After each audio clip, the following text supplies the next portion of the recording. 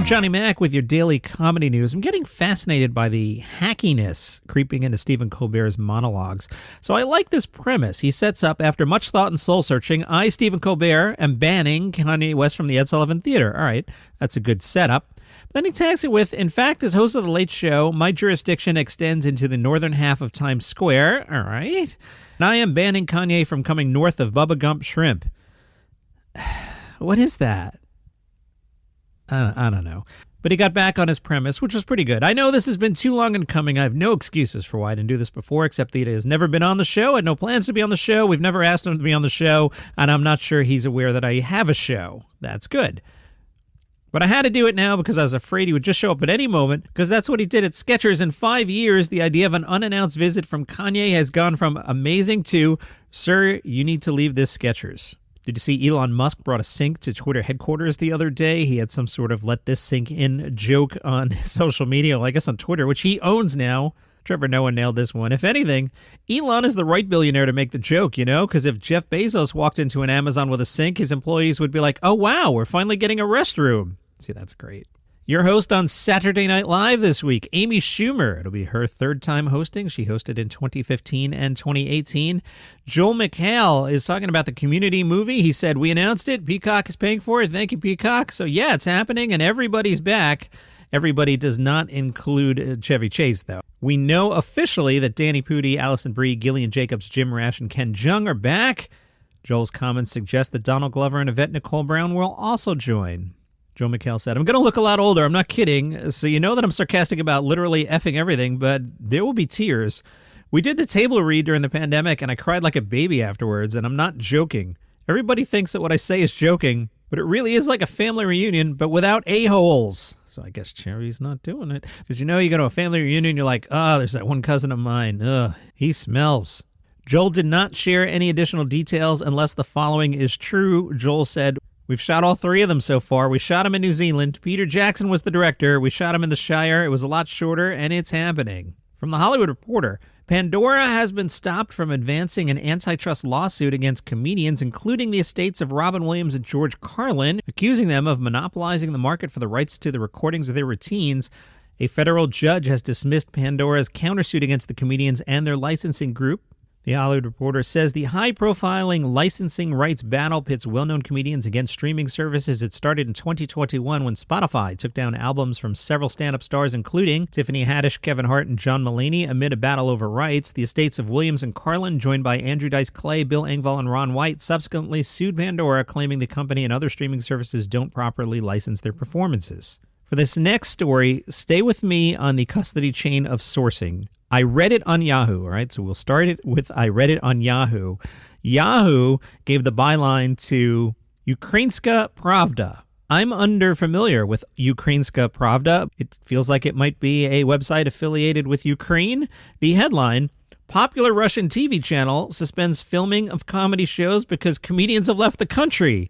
I love that headline. Now that sources something called Baza, which is a Russian outlet. So who knows what is actually real here, but let me read the story. TNT, which I believe to be a Russian television network, has suspended the production of several comedy shows, including, I don't speak Russian, I'll give you the English translations, Improvisation Teams, a show called Where's the Logic, and a fourth show called 2 for a Million. In this article, we learn the new season of Comedy Battle has also been postponed until next year, as some of the comedians have left the country due to the war with Ukraine. TNT announced a casting in August, but nothing's known about the results, and a 404 error message now appears on the webpage where the application form for the casting had been. All right. Now, on the other side, Russia's RBC news agency spoke with Tina Kandelaki, who's a TV presenter who openly supports the Kremlin's policy. She has become the manager at TNT, if I'm understanding this all correctly,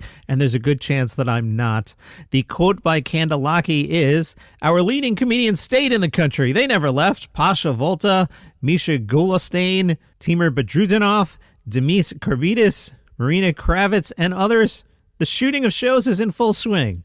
So, I don't know. I am not expert in Russian comedy or any of these news sources, but I just thought the headline, popular Russian TV channel suspends filming of comedy shows because comedians have left the country, I thought it was funny. So on Thursday night, I had an hour or so before Thursday night football watching Tom Brady lose again. Now the guy's marriage busted up. Tom Brady not having a good year, but I digress. So I wanted to watch Iliza Schlesinger's Hot Forever. So I sat down in the comfy chair and got out the Roku and I hit play. And out comes Iliza and she says, "Thanks, so hot." And my Roku totally froze. And I'm like hitting the buttons. I'm like, come on, man. And I had to get up and like unplug the thing and put it back in. All right. I get back in the recliner. I'm watching it. I'm enjoying Iliza Schlesinger's Hot Forever. And I get 2 minutes and 59 seconds into it. And the wife shows up with the laundry. Full stop, pause. She makes a ton of noise. She finally leaves. Then I watch the special. And I enjoy the heck out of it. It is really good. Are you curious where I have it on my end of the year rankings? I'll share with you. It's not a secret. It's just an episode I'm going to do at the end of the year. Let's see, where are my rankings best of 2022? All right, now I have it. George Carlin's American Dream, Sheng Wang's special, Reboot, Sam Morril, Norm Macdonald, This Is My Time with David Letterman, and Iliza Shlesinger. So if we throw out the Carlin American Dream because it's not a stand-up special, or Reboot because that's a sitcom, Iliza Schlesinger's special would be 1, 2, 3, fourth best of the year, beating out Bill Burr and some others. Very good special if you have not watched it. Now, the other thing that was annoying was I'm watching this thing and I'm, 3 minutes from the end, and the wife comes back down for the laundry and she does that thing like your mom, like just starts standing there watching the thing that I'm getting. Now, I assume if you listen to me every day, you pay attention to comedy. You know how comedians set jokes up and there are things like callbacks and there's a flow, and I think Iliza Shlesinger is wonderfully written. There's a common theme from end to end and it's got ebbs and flows.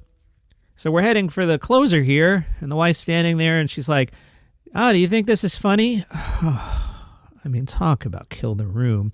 Yes, it's funny because I've watched the other 54 minutes. You're just standing. I hate when she does that. You can watch the whole special. Don't come in for the last 3 minutes. Iliza Shlesinger special, highly recommended. I also saw a set that was on James Corden's show. Andrea Jin had a pretty solid set. I shared that on the Facebook group back on Friday, Daily Comedy News Podcast group, if you want to see Andrea Jin's set. Here's a weird one in the world of streaming. Girls 5 Eva, that's been on Peacock. Well, they got a new season, but it's moving to Netflix. So it's like one of the 3 shows on Peacock that you've heard of, and yet it's leaving Peacock. Very strange. The Netflix deal also includes rights to Girls 5 Eva's first 2 seasons, which will stream on both Peacock and Netflix. Watch that one suddenly pop and everyone be like, I love Girls 5 Eva. Yeah, because it's good and it's on Netflix now. Get it. And Happy Halloween from Fox9.com. Now, unfortunately, tonight is your last chance to hit the Numbskulls Comedy Club. Here's why.